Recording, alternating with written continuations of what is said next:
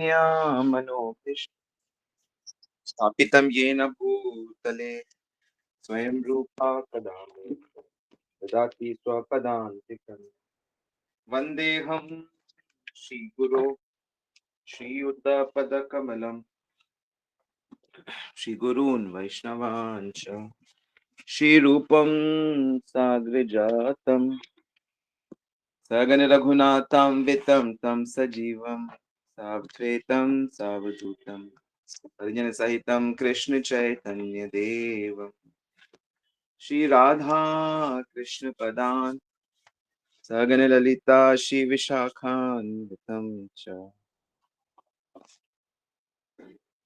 जय श्री कृष्ण चैतन्य प्रभु नित्यानंद श्री अद्वैत गदाधर शिवासादि गौर भक्त वृंदा हरे कृष्णा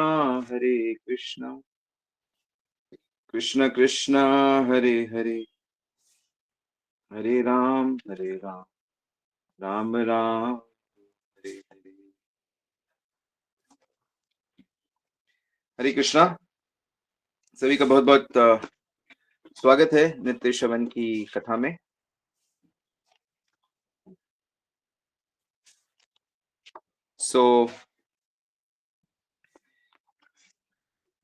अगर मैं आपसे पूछूं कि आप अपनी भक्ति से सेटिस्फाइड हो तो क्या आंसर देंगे आप? क्या आप जिस रास्ते पे चल रहे हो, क्या आपको वो रास्ता समझ में आ गया? क्या आपको लक्ष्य समझ में आ गया? उस लक्ष्य की प्राप्ति के लिए आपको क्या क्या करना है ये समझ में आ गया? किन चीजों से बचना है, किन चीजों को करने से आप बहुत प्रगति करोगे, क्या आपको ये अच्छे से समझ में आ गया? किसको किसको आ गया समझ में कि हाँ भाई मेरे को पता लग गया है, मैं बस यहाँ पे मेरे की कमी है, इस कमी को मुझे बस ठीक करना है।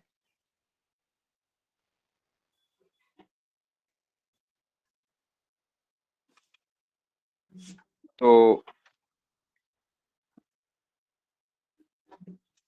रास्ता पता होना ये भी एक बहुत बड़ी बात होती है।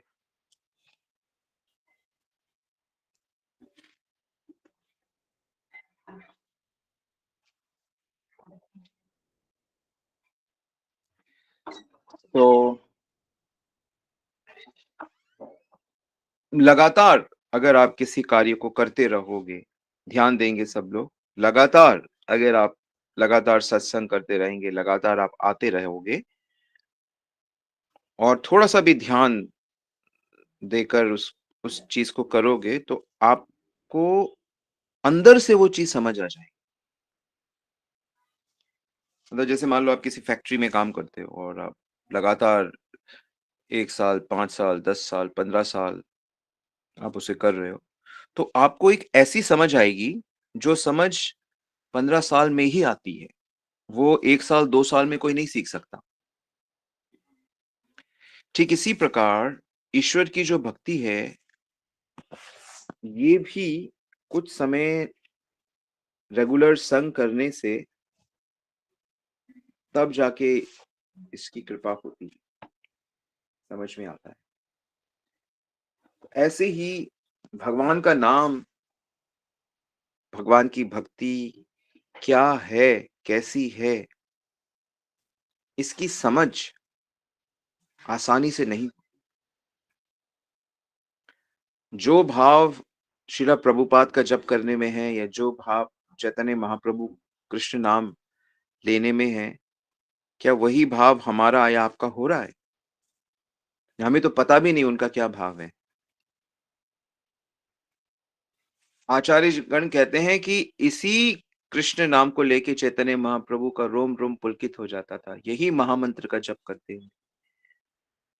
और इसी महामंत्र को जाप करते हुए मीराबाई कह रही है कि मेरे को ऐसा दिव्य रत्न प्राप्त हो गया। इसी नाम को प्राप्त करके रूप गोस्वामी कहते हैं कि मुझे अनेक अनेक जीव, अनेक अनेक कान चाहिए, हजारों हजारों, ताकि मैं हमेशा नाम लेता रहूं। इसी नाम को जप करते हुए हरिदास ठाकुर कह रहे हैं कि मेरे को एक दिन कम पड़ता है, मेरे को तृप्ति नहीं होती। क्यों ऐसा? क्योंकि उनको नाम ने अपने आप को उनके आगे प्रकट कर दिया है। और नाम क्या होता है? प्रभु का नाम जो होता है वो प्रभु से भिन्न नहीं होता है। यानी कि नाम रूप से भगवान ने उन पे कृपा कर दी। इसीलिए शास्त्रों में ईश्वर के नाम को लेकर जो बड़ी-बड़ी बातें कही गई हैं, वो विश्वास करना मुश्किल हो जाता है। पर क्योंकि शास्त्र जब उसको कह रहे हैं तो वो सही है। क्योंकि अगर कोई व्यक्ति शास्त्रों की बात नहीं मानता है, उसका खंडन करता है, तो वो नाम अपराध हो जाता है। तो नाम उसको अपना जो रस है या जो महात्म्य है वो समेट लेगा, वो उसके सामने अपने को प्रकट नहीं करेगा। क्योंकि शास्त्र कहते हैं कि नाम जो है वो चेतन है, भगवान ही है, एक व्यक्ति ही है वो भी। तो अगर हमें भगवत नाम का रस नहीं आ रहा है या भगवत नाम से डर लग रहा है या भगवत नाम के साथ हमारा रिलेशनशिप नहीं बन रहा है, तो इसका मतलब है कि अभी हम पे वो बात कृपा हुई नहीं है। और इस चीज़ के लिए हमें अ, परेशान होना चाहिए कि नहीं क्यों नहीं हुई मेरे को अभी तक? मुझे क्यों अभी तक नाम में आलस आता है? क्यों मुझे नाम अच्छा नहीं लगता या थकान होती है या भार लगता है? जबकि शास्त्र तो कहते हैं कि इससे बड़ा पुण्य कर्म कोई है नहीं। कुंभ नहाना मैं तो कहता हूँ कि आप अभी तक जितने कुंभ हुए हैं, उसमें सब में भी आपने नहा लिए। हजारों-हजारों कुंभ में आपने नहा लिया, तो उससे ज़्यादा बेनिफिट उस व्यक्ति को मिलेगा जिसने सिर्फ एक बार प्रभु का नाम लिया हो। एक बार बस। मतलब इतना नाम के महात्म्य बताया गया है। नाम का महात्म्य में बताया गया है कि जो व्यक्ति भगवान का नाम लेता है, तो समझो कि उसने पूरी पृथ्वी का दान कर दिया। उससे भी ज़्यादा, उसने हजारों अश्वमेध यज्ञ कर लिए हैं।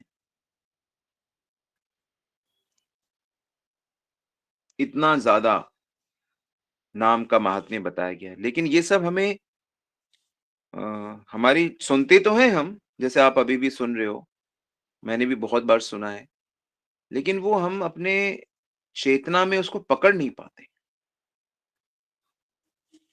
तो हमको इस पे काम करना होगा कि हमें हे कृष्ण, हे हरि नाम, आप मुझ पे कृपा करो।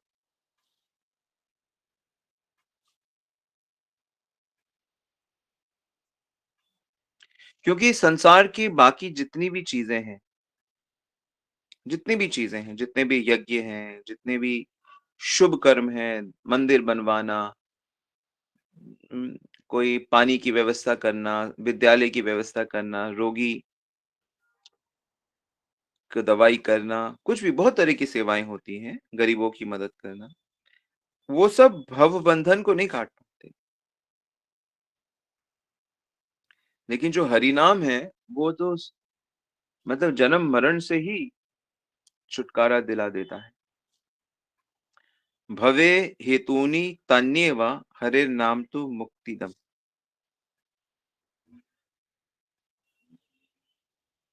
हरि का जो नाम है, वो भवबंधन से मुक्ति दिला देता है।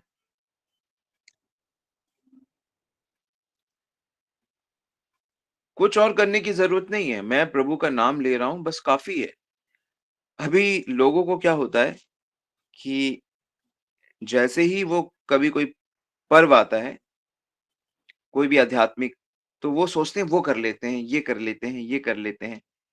नाम तो है, नाम भी कर रहे हैं, साथ-साथ वो भी कर रहे हैं, वो भी कर रहे हैं, वो भी कर रहे हैं, ये भी। तो नाम पे ना 100% श्रद्धा नहीं है, 100% चलो ना भी हो, 99% श्रद्धा तो होनी चाहिए, बाकी 1% में बाकी चीज़ रख लो। इसलिए नाम कहता है कि अरे! मेरे को तो ये पूरा विश्वास ही नहीं मेरे पे तो ये विश्वास ही नहीं करते, तो मैं कैसे कृपा करूँ? कृपा तो उसी पे करूँगा ना जो विश्वास करता है।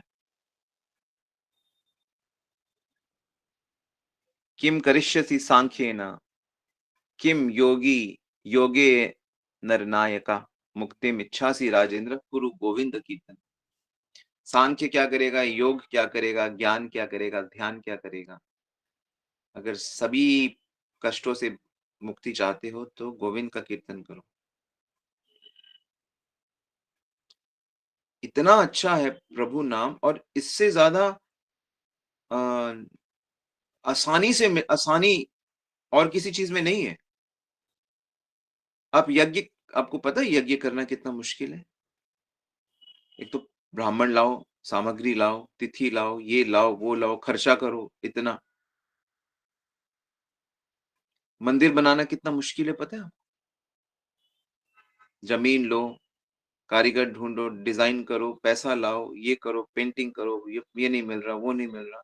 स्थापना करो, फिर सुबह-शाम पूजा करो, कितना मुश्किल है। और ध्यान करना कितना मुश्किल है। ध्यान के लिए पहले घर छोड़ो, परिवार छोड़ो, नौकरी छोड़ो, जंगल में जाओ, आश्रम में रहो, ब्रह्मचर्य पालन करो, कितना मुश्किल है। और नाम के लिए क्या है? कोई कंडीशन नहीं, सिर्फ एक कंडीशन, मैं 2 कंडीशन जोड़ देता हूँ। बस 2 चीज़ें ध्यान में रखते हुए नाम करोगे, तो तुरंत प्रकट हो जाएँगे भगवान जीवन में। क्या कंडीशन? पहला, नाम अपराध नहीं करना। 10 प्रकार के जो नाम अपराध हैं, वो नहीं करना। और दूसरा, जब भी नाम जपता हूँ, भगवान वहीं पे होते हैं, मेरे साथ होते हैं। बस ये 2 भाव से अगर आप जप करोगे, तो आपको भगवत प्राप्ति बड़ी आसानी से हो जाएगी। नाम अपराध क्या है? पहला, साधु की निंदा नहीं करना। दूसरा, जो दूसरे देवी-देवता हैं, ब्रह्मा जी, शिव जी, इंद्र, जो भी दूसरे देवी-देवता हैं, उनको भगवान से अलग नहीं समझना। उनको भगवान का सेवक समझना है। तीसरा, गुरु जी की बात नहीं मानना। पहले तो जीवन में गुरु होना चाहिए। कोई एक वैष्णव, उसकी शिक्षाओं को कम से कम पालन करो, या जो दीक्षा जिनसे ली हो, कोई एक गुरुजी होना चाहिए जिनकी 100% बात माननी है। तो गुरु की बात का अवज्ञा नहीं करना। चौथा, शास्त्र वेदों की बातों को मानना नहीं, उसको गलत मानना या ये खंडन करना। पांचवा, ये सोचना कि नाम के बारे में जो बताया सब बढ़ा चढ़ा के बताया, ये सब काल्पनिक है। छठा, अर्थवाद का आरोप करना। अर्थवाद का मतलब होता है कि ये इससे कुछ और मीनिंग निकालना। नाम का मतलब भगवान साथ है। नाम का मतलब है चेतना शुद्ध हो जाएगी। नाम का मतलब है भगवत प्राप्ति हो जाएगा। नाम का मतलब है भगवत प्रेम मिलेगा। कि नहीं, नाम को किसी की बीमारी ठीक करने के लिए जप करना, नाम को कुछ पैसा लाने के लिए करना, किसी मुसीबत से बचने के लिए नाम का जप करना, ये सब अर्थवाद है। इसलिए नाम जप नहीं किया जाता। नाम जप का एक ही लक्ष्य है, भगवत प्रसन्नता। सातवां, नाम के बल पे पाप करना। नाम के बल पे पाप करना मतलब कि अच्छा, मैंने अभी बुरा काम कर लिया है, चलो थोड़ा-सा नाम ले लेता हूँ। प्रभु मेरा प्रायश्चित हो जाएगा। अब फिर से पाप करता हूँ। तो ये नाम के बल पे पाप। तो फिर नाम अपना फल नहीं देता। नाम का जो मुख्य फल है, वो प्रेम है, वो नहीं देगा। जो ऐसे गलत तरीके से जप करता है, उसको थोड़ा ऐश्वर्य दे देगा, पैसा दे देगा या ऐश्वर्य दे देगा, मान-सम्मान दे देगा, शिष्य दे देगा, उसको अ, सुंदरता दे देगा, बल दे देगा, ज्ञान दे देगा, लेकिन प्रेम नहीं देगा। नाम का मुख्य फल प्रेम है। नाम का सेकंड जो फल है, वो भवबंधन से मुक्ति है, और नाम का जो थर्ड क्लास फल है, वो सांसारिक ऐश्वर्य।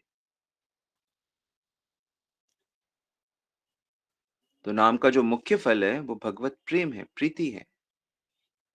8वां, इसको कर्मकांड समझना। वही कर्मकांड मतलब वही किसी न किसी चीज़ की प्राप्ति के लिए यूज़ करना। कर्मकांड क्या होता है? इसके लिए ये यज्ञ करो, इसके लिए ये यज्ञ करो। तो चलो भई, इतनी बार नाम करते हैं, चलो भाई कीर्तन का एक सेक्शन रख देते हैं। चलो भाई, ये सब कर्मकांड का अंग समझना है हरि नाम। लोग करते हैं, 24 घंटे का रख लेते हैं। अच्छा, अच्छा, अच्छा, ये विवाह है, चलो भाई विवाह के उपलक्ष्य में कीर्तन कर लें, भजन कर लें, सब कर्मकांड में आ जाता है। शुभ शुभ चीज़ के लिए नाम को यूज़ करना, सब कर्मकांड। नाम सिर्फ़ एक ही लक्ष्य से करना चाहिए, वो है कि मुझे इससे प्रेम की प्राप्ति हो। मुझे कोई दूसरा काम बनाने के लिए नाम का प्रयोग नहीं करना चाहिए। नाम फल देगा, ऐसा नहीं कि वो नाम फल नहीं देगा, लेकिन वो अपना मुख्य फल नहीं देगा। कृष्ण यदि छूटे, भुक्ति मुक्ति दिया, भुक्ति मुक्ति, कृष्ण यदि अपने छूटे, बचा सकते हैं, कृष्ण यदि अपने को बचा सकते हैं आपसे, क्या देकर? भुक्ति यानी भोग, ऐश्वर्य या मुक्ति यानी भव बंधन से मुक्ति। कृष्ण यदि छूटे, भुक्ति मुक्ति दिया, कबहु प्रेम भक्ति ना दय, राखे न लुकिया। कि वो भोग और मोक्ष में अगर आप मान जाते हो, तो आपको वही दे देंगे, आपको प्रेम भक्ति नहीं देंगे। तो प्रेम भक्ति के लिए आपको ये सब का पालन करना पड़ेगा। भुक्ति मुक्ति दिया, इसीलिए नाम कीर्तन, नाम जप केवल प्रेम प्राप्ति के लक्ष्य से कीर्तन करना चाहिए, केवल प्रेम प्राप्ति के लक्ष्य से जाप करना चाहिए, केवल प्रेम प्राप्ति के लक्ष्य से ही आयोजन करना चाहिए इसका। चलो भाई अभी छुट्टी है, कुछ दिन, चलो जम के कीर्तन करते हैं, चलो जम के जप करते हैं। ये ताकि हम लोग का प्रेम बढ़े भगवान से, इस लक्ष्य के साथ करना चाहिए। तो ये कर्मकांड का हिस्सा समझ के हम लोग नाम का गलत प्रयोग करते हैं।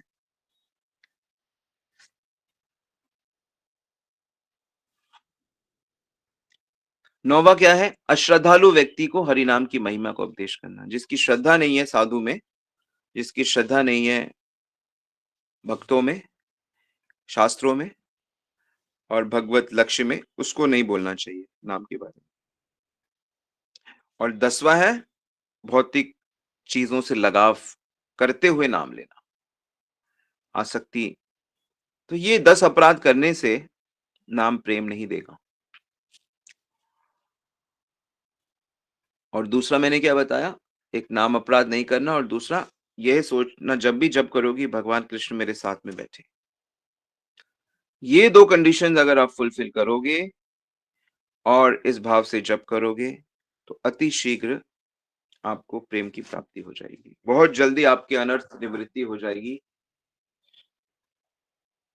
इसीलिए शास्त्र में जब भी भगवत नाम की महिमा बोली गई है ना, तो वो एक्चुअली शुद्ध नाम की महिमा बोली गई है कि आलस से छोड़कर एक बार भी जो कृष्ण का नाम लेगा उसका अंतःकरण शुद्ध हो जाएगा और वो सर्वोच्च पद को प्राप्त करेगा। भगवान का नाम जिस तरह भी उच्चारण कर लेने से व्यक्ति के पाप से मुक्त हो जाता है। आपन्ना संस्कृति घोरम यन्नाम विवशो गृहाण तत् साध्यो विमुच्येता यद विभेति स्वयं भय। जो संसार में लोग फंसे हुए हैं, विवश होके भी वो अगर भगवान का नाम लेते हैं, तत्काल हर प्रकार के बंधन से मुक्त हो जाते हैं और परम पद की प्राप्ति कर लेते हैं। उनसे तो भय भी भय खाता है, भय भी भय खाता है।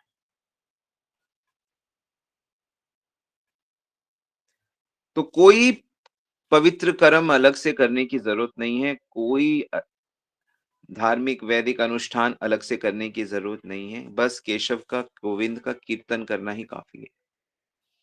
इसे बोलते हैं नाम निष्ठा।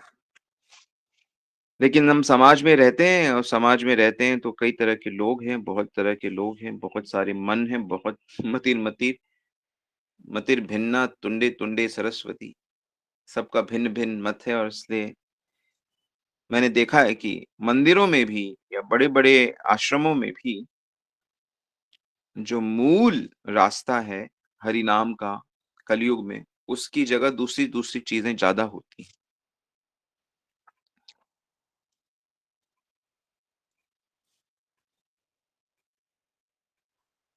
तो सार है, जो व्यक्ति सार को समझना चाहता है उसके लिए बहुत इजी है। नाम के लिए आपको किसी पे निर्भर होने की जरूरत ही नहीं है। आप अपने घर में बैठकर, अपने बेडरूम में बैठकर, आप अपने परिवार के साथ बैठकर कीर्तन कर सकते हैं। इसीलिए बहुत ज़रूरी है कि एक तो पहली चीज़ ज़रूरी है कि आप नाम जप को व्होल हार्टेडली अपनाएँ और 16 माला का जाप का नियम लें, अगर आप 20-22 साल से ज़्यादा हैं। कोई है इस क्लास में जो 22 साल से छोटा है? मतलब कॉलेज में पढ़ता है, यूनिवर्सिटी में पढ़ता है, कोई है ऐसा? तो अगर आप 24-25 से ऊपर के हो, तो आपको डेफ़िनेटली 16 माला जप करनी चाहिए और अगर आप उससे छोटे हो, तो आप अपने शेड्यूल के हिसाब से 4 माला, 6 माला, 8 माला इतना कर सकते हो, ठीक है? तो एक तो आपको ये करना चाहिए और दूसरा आपको क्या करना चाहिए, आपको थोड़ा-सा कीर्तन सीखना चाहिए। आपको मृदंग, करताल, हारमोनियम और गाना, प्रभु का नाम अपने कंठ से गाना सीखना चाहिए। तो इतना सा अगर आप करेंगे, तो आप हमेशा के लिए आप संकीर्तन के हिस्सेदार बन जाओगे आप।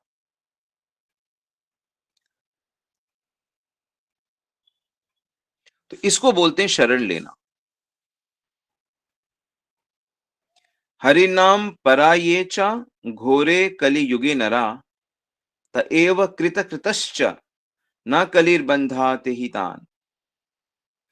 कि जिन लोगों ने इस घोर कलयुग में हरि नाम की शरण ले ली है, तो ये जो हमने पॉइंट्स डिस्कस किए कि अपराध नहीं करना और प्रभु की अनुभव अनुभव करना जब नाम जप कर रहा हूँ और 16 माला का प्रण लिया हुआ है और कुछ नाम जप करने के लिए कुछ सीखा हुआ है, कीर्तन करना सीख लिया है और मरते दम तक इसको छोड़ूँगा नहीं। तो यही तो है हरि नाम की शरण लेना और क्या है? तो उसने शरण ले ली है, तो वो कृत है। कली उन्हें बाधा नहीं पहुँचा सकता।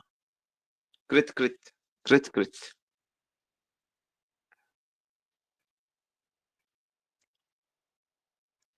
मेरे पास क्या है? क्या है मेरे पास? आपको हमको जैसे फ़ील होता है कि अच्छा मेरे पास इतना धन है, मेरे पास मेरे परिवार के जन हैं, मेरे पास गाड़ी है, जो एजुकेशन है ना? मुझे भी होता था जैसे कि अरे मैं तो इतना हाइली क्वालिफाइड हूँ, इतना पढ़ा-लिखा हूँ, मैनेजमेंट डिग्री है मेरे पास, मेरे पास ये नॉलेज है, भाषाओं की नॉलेज है, कंप्यूटर्स की नॉलेज है, तो बड़ा गर्व होता था। तो ये बहुत गलत है वास्तव में।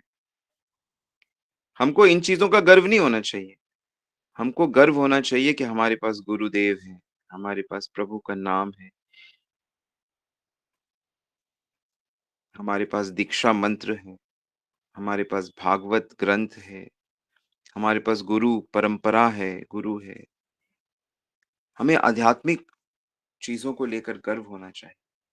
हमें वृंदावन, गोवर्धन, मायापुर, पुरी, हमें इनका महात्म्य पता है, हमें वैष्णवों से प्रेम, ये सब गर्व की चीज़ें हैं। ये सब शरणागति के लक्षण हैं। तो इस प्रकार शरणागति करके जो भी मनुष्य भगवान का नाम लेगा, उसको प्रेम की प्राप्ति हो जाएगी। और एक बार प्रेम प्राप्त हो गया, अब सारा संसार मिलके भी आपको कष्ट नहीं दे सकता, आपके मन को नहीं चुरा सकता, आपकी कोई कुछ कर ही नहीं सकता आपके साथ। बाहर से लगेगा आपको जेल में डाल दिया, हरिदास ठाकुर को जेल में डाल दिया, हरिदास ठाकुर को कोड़े बरसा रहे हैं, प्रहलाद को जानवरों के साथ छोड़ दिया, अग्नि में बुआ जी होलिका अग्नि में बैठ गई, ध्रुव को घर से निकाल दिया, विदुर जी को बेइज्जती करके लात मार के निकाल दिया, विभीषण को इतना बेइज्जती कर दिया। तो भक्तों के जीवन में देखा जाता है कि संसार ने उनको बहुत तकलीफ देने की कोशिश करी है। लेकिन वो बाहर से ऐसा दिखता है, होता कुछ नहीं है। भक्तों को तो तनिक भी फ़र्क नहीं पड़ता और भक्त तो उसको बड़ा कृपा मानते हैं। भक्त तो कृपा मानते हैं कि अरे अच्छा हुआ हमारी आसक्ति नहीं हो रही इनसे। कई बार ऐसा होता है कि भक्तों के साथ बुरा व्यवहार होता है। भक्त सोचते हैं कि अरे! ऐसा क्यों हो रहा है? तो भगवान नहीं चाहते कि आपकी भौतिक आसक्ति हो। भगवान नहीं चाहते कि आप किसी भी सांसारिक चीज़ से लगाव हो, वो चीज़ें आप भगवान अलग कर देंगे। क्योंकि अल्टीमेटली भगवान की नज़र रहती है कि हमारी आसक्ति कृष्ण से हो, भक भक्ति से हो, आध्यात्मिक आसक्ति हमारी हो। तो इसलिए यदि आप प्रभु का नाम जप कर रहे हो, तो ये मान लो कि अब भगवान आपकी टेक केयर कर रहे हैं और आपकी जैसा मैंने कहा कि हमें गर्व होना चाहिए कि हमारे पास प्रभु का नाम है। तो आप इस चीज़ को रिपीट करो हर दिन। नाम जप करने से पहले प्रभु को थैंक्स कहो कि हे कृष्णा, हे गुरुदेव, मैं आपको कैसे धन्यवाद दूँ कि आपने मुझे नाम दिया और क्या है मेरे पास? जभी भी ये भाव आए कि मेरे पास धन है, एजुकेशन है, नौकरी है, बिज़नेस है, नहीं, मेरे पास प्रभु का नाम है और ये सब चीज़ें मुझे भगवान ने भक्तों की सेवा के लिए दिया है, थोड़े समय के लिए। परमानेंट नहीं है वो सब चीज़ें। प्रभु नाम मेरे से कभी छूटे ना। मेरा मेरा असली प्रॉपर्टी मेरा प्रभु का नाम है। तो इस प्रकार से अपने आप को कन्विंस करना है। करेंगे कोशिश? कोशिश करेंगे इंटरनल देखो मैं चेक तो नहीं कर सकता जा-जा के आप कर रहे हो या नहीं कर रहे। लेकिन अगर आप कोशिश करेंगे, अगर आप इसको लिख देते हो अपनी डायरी में कि नहीं, मुझे प्रभु नाम मिला है, मैं जप कर रहा हूँ, यही मेरी प्रॉपर्टी है और मुझे गर्व है इस चीज़ का। यही मेरी संपत्ति है।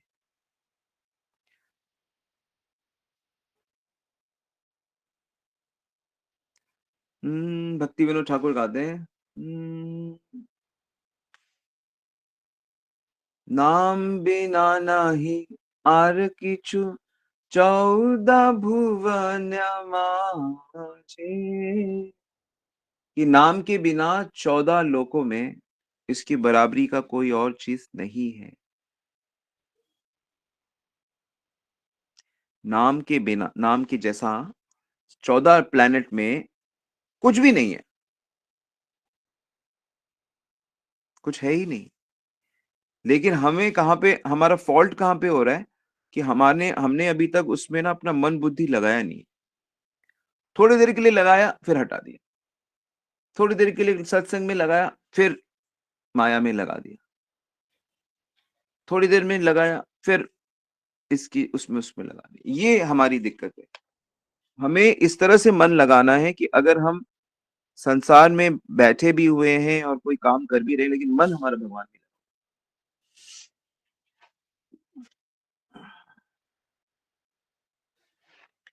तुम्हारी याद हमेशा बनी रहती है। यही तो चैलेंज है और है क्या चैलेंज? इसीलिए मैंने आपसे पूछा कि क्या आप वाक़ई ये समझते हो कि रास्ता क्या है? क्या प्राप्त करना है? कैसे प्राप्त करना है? मैंने शुरू में पूछा था ना। तो हमेशा याद बनी रहनी चाहिए। किसी भी रूप में हो, मेरे भीतर हो, तुम्हारे भीतर हो, नाम के रूप से हो, गुरु रूप से हो, ध्यान में हो, कैसे भी हो, याद बनी रहनी या मैं उनका सेवक हूँ, बस यही काफ़ी है। मैं प्रभु का सेवक हूँ। यही याद 24 घंटे बनी रहे, सोते जागते हर समय। ठीक है, थर्ड क्लास हूँ, थर्ड क्लास सेवक हूँ, लेकिन हूँ तो। मैं हनुमान जी जैसा ना हूँ, ना वैसा हो सकता हूँ। थर्ड क्लास से सबसे घटिया सेवक हूँ, लेकिन हूँ उनका।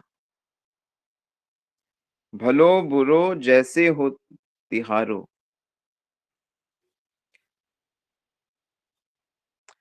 तुम करुणामयी प्रेम अगाधे भलो-बुरो जैसे हो तिहारो तुम करुणामयी प्रेम अगाधे भानु दुलारी सुध लो हमारी शरण तिहारी कीजे कृपा की को श्री राधे कीजे कृपा की को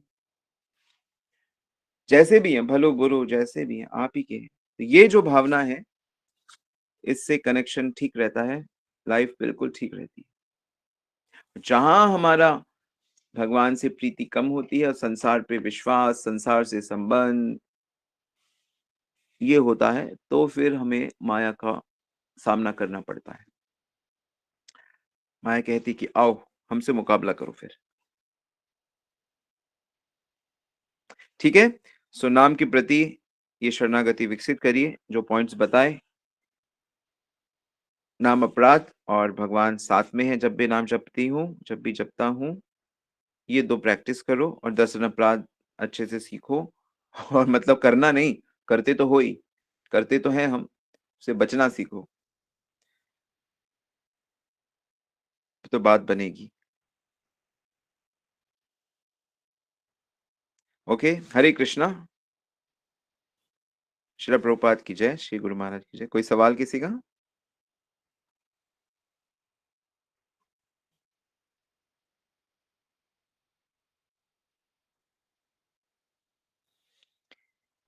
प्रश्न है सेवा अवतार प्रभु का, जो भक्त नहीं है, नॉन डिवोटीज को स्वास्थ्य अच्छा ना होने पे ये बोलना कि आप भगवान का नाम लो अच्छा हो जाएगा, क्या ये नाम अपराध है? देखो, नाम नाम जो है ना वो हेल्थ ठीक करने के लिए नहीं है कि भाई तुम्हारी हेल्थ ठीक होगी, तुम्हें पैसा मिलेगा। नहीं नहीं, ये नहीं है, ये ठीक नहीं है, ये सही भावना नहीं है। क्यों? क्योंकि उसके कर्मों के फल से मान लो उसका हेल्थ खराब हो जाता है या उसका हरिबोल हो जाता है, तो उसके साथ वाले जो लोग हैं वो तो उनकी तो बिल्कुल ही श्रद्धा टूट जाएगी, नाम पे भी और आप पे भी। तो आप नाम को आगे ले जाने की जगह पीछे ले गए। नाम लेने से सब ठीक होगा, इसका मतलब होता है कि आप भगवान की ओर आगे बढ़ोगे। आप मर गए तो भी आप आगे बढ़ जाओगे, आप जिंदा रह गए तो भी आप आगे बढ़ जाओगे। दोनों कंडीशन में ये भाव होता है कि नाम लेने से कल्याण होता है, ये बोलने का भाव है। शरीर ठीक करने के लिए नाम नहीं है, इतनी तुच्छ चीज नहीं है ये। नाम शरीर रोग ठीक करने की चीज नहीं है। नाम अर्थवाद है ये, नाम को दूसरी सेवा में लगाना। नाम जप करने से व्यक्ति की चेतना इतनी शुद्ध हो जाती है कि उसको फर्क नहीं पड़ता इन सब चीजों से। तो भगवान उसके इंचार्ज बन जाते हैं। ठीक है?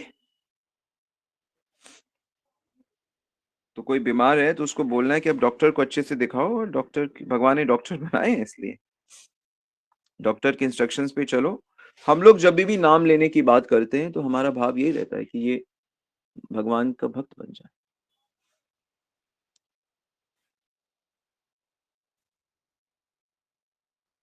प्रश्न है, दिखावे की भक्ति क्या होती और कोई ये क्यों करते हैं? मान सम्मान के लिए करते हैं लोग, या लोग अपने जैसे कि बुरे काम करते हैं, तो बुरे काम करने से उनको तकलीफ होती है, तो फिर वो गंगा नहा लेते हैं पाप करके, या मंदिर में थोड़ा दान कर देते हैं। जैसे कि कई लोग जैसे जो गलत चीजें जैसे शराब बेचते हैं, कत्ल खाने जिनके कसाई घर होते हैं, मांस बेचते हैं, मछली बेचते हैं, शराब सिगरेट बेचते हैं, या इस तरह के जो गंदे काम करते हैं, तो वो लोग क्या करते हैं, बड़ा दान पुण्य करते हैं।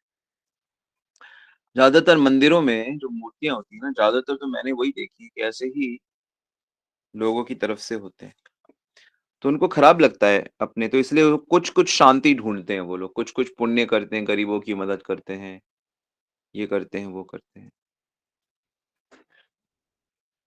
तो दिखावे की भक्ति लोग क्यों करते हैं? एक तो ये रीज़न है, दूसरा रीज़न ये है कि वो सम्मान चाहते हैं। मनुष्य के अंदर दंभ होता है, दिखावा होता है, घमंड होता है, तो वो अपने को सुपीरियर दिखाना चाहते हैं।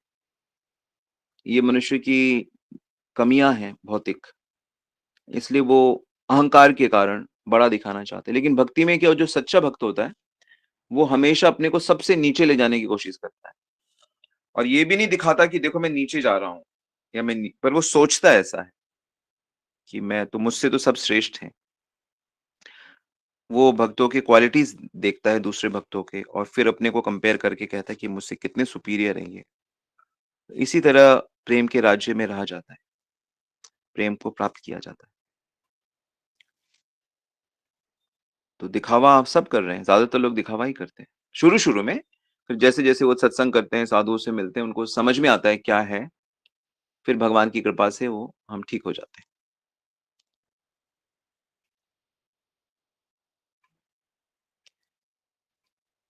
ठीक है? यहाँ पे प्रश्न है राजीव प्रभु का, कोई बीमार पड़ने पे हम माला करते हैं तो ये अर्थवाद है। देखो हम माला पे जोर नहीं डालते कि आप ठीक करो। माला यानी भगवान। भगवान से प्रार्थना करना और माला करना एक ही बात है। हम माला पे जोर नहीं डालते कि आप पर हाँ, हम ये चाहते हैं कि जो वैष्णव है, मान लो कोई वैष्णव बीमार है, तो हम ये चाहते हैं कि वो वैष्णव का हमें और संग मिले। हे प्रभु हमें और उनको और भक्ति का मौका मिले, यही हम चाहते हैं। तो इस भाव से भजन वगैरह किया जाता है। उनके निमित्त कई बार भक्त लोग करते हैं और जो मूल बात है वो यही है कि भक्त लोग जैसे मैंने कई बार हमारे महाराज लोग बीमार होते हैं, तो मंदिरों में ऐसी प्रार्थना की प्रभु आपकी जैसी इच्छा हो आप वही करेंगे। फिर भी हमारी प्रार्थना है कि हम इन भक्तों का हमें संग मिले, उनसे हमें प्रेरणा मिले। बाकी तो प्रभु जैसी आपकी इच्छा हो। तो जनरली भगवान जो होते हैं वो भक्तों की इच्छाओं का सम्मान करते हैं। उनका तो काम ही ये है। नहीं तो ऐसा हो तो फिर तो कभी कोई मरे ही ना वैष्णव। मतलब वैष्णव मरता है नहीं, क्योंकि उसका यश हमेशा रहता है, उसके प्रति प्रेम हमेशा रहता है और वो दिव्य जगत में रहता है। लेकिन अगर आप फिजिकल मरने वाली बात हम करते हैं, तो ऐसे तो फिर कोई मरे ही ना, क्योंकि फिर कोई ना कोई वैष्णव हमेशा प्रार्थना करेगा ही। ये बात है। तो प्रार्थना की जाती है कि वो भक्त का हमें संग मिले। जैसे मान लो कोई रिलेटिव है और वो बीमार है, तो हम ये प्रार्थना कर सकते हैं कि प्रभु इन्होंने भजन नहीं किया, तो भजन का इन्हें मौका मिले, ये आपकी भक्ति करें, इसलिए ये स्वस्थ हों। तो ऐसे में भगवान भक्त की अगर सच्ची प्रार्थना है, भगवान उसको पूरा करते हैं और हमें ऐसी प्रार्थना करनी चाहिए अपने रिलेटिव्स के लिए कि प्रभु उनको प्रभु नाम का मौका मिले, ये प्रभु नाम लें, तो भगवान उसको अनसुनी नहीं करते।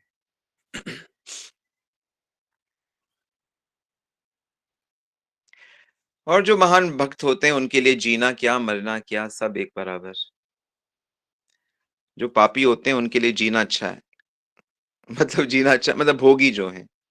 पापी के लिए तो जीना भी खराब है, क्योंकि जिएगा तो और पाप करेगा। मरना भी खराब है, क्योंकि मरेगा तो नरक जाएगा।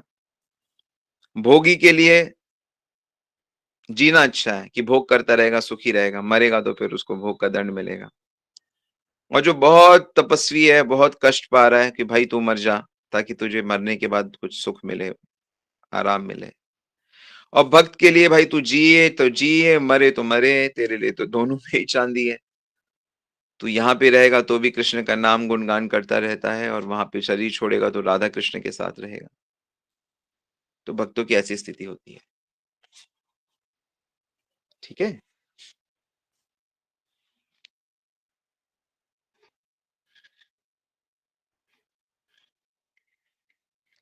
प्रश्न है कि मोक्ष के बाद कहाँ जाता है। देखो मोक्ष कई तरह के होते हैं। तो जिस तरह के मोक्ष जनरली लोग जानते हैं वो ये होता है कि आध्यात्मिक जगत के चारों ओर, वैकुंठ जगत के चारों ओर एक समुद्र है, पर वो समुद्र पानी का नहीं है, वो रोशनी का समुद्र है। उसको ब्रह्म ज्योति कहते हैं। और वो रोशनी वास्तव में भगवान कृष्ण की, विष्णु की शरीर की आभा होती है वो। तो उसमें ना ब्रह्म आनंद होता है। तो मोक्ष में वो आत्माएं उस आनंद में तैरती हैं। तो उसमें उनको पता नहीं होता है कि वो कहाँ पे हैं और भगवान क्या है उनको ये भी नहीं पता होता। बस उनको एक अद्भुत आनंद हमेशा फील होता रहता है और जो बहुत लंबे समय के लिए होता है, अरबों खरबों वर्षों का होता है। पर अगर उसमें उनकी कोई इच्छा जागृत हो जाए तो फिर उनको जन्म लेना पड़ता है। इसलिए ये मोक्ष भी परमानेंट नहीं होता। दूसरा प्रश्न है, सारे लोग भक्ति ना करके ये क्यों प्राप्त करना च क्योंकि उनको ज्ञान नहीं है ना। उनको प्रेम का लक्ष्य नहीं पता। उनको वैष्णव भक्तों के प्रति जब तक श्रद्धा ना उत्पन्न हो, तो प्रेम का लक्ष्य पता नहीं लगता। शास्त्र कहते हैं जब तक चैतन्य महाप्रभु के भक्तों से टकराओगे नहीं, तब तक ये प्रेम लक्ष्य पता नहीं लगेगा। इसलिए अधिकांश लोग मोक्ष मोक्ष की ही बात करते हैं। प्रेम प्राप्त करने के लिए भगवान के भक्तों के प्रति प्रेम चाहिए, श्रद्धा चाहिए। तब ये लक्ष्य प्रकट होता है जीवन में। तो आपका है, तभी आपके सामने ये प्रकट हो रहा है। मैं 24-23 साल का जब हो गया, उसके बाद 24 साल में मुझे पता लगा। हालाँकि मैं रहता मायापुर में ही था। मायापुर मतलब मेरा घर है, लेकिन मुझे पता नहीं था ये। ठीक है?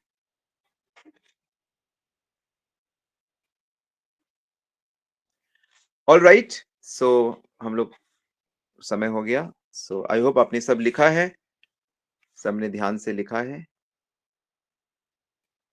वाञ्छा कल्पितरुभ्यश्च कृपा सिन्धुभ्येव च पतितनां पावनेभ्यो वैष्णवेभ्यो नमो नमः। अनंत कोटि वैष्णव वृंद की जय। जगत गुरु श्रील प्रभुपाद की जय। श्री गुरु महाराज की जय। गौर प्रेमानंदी।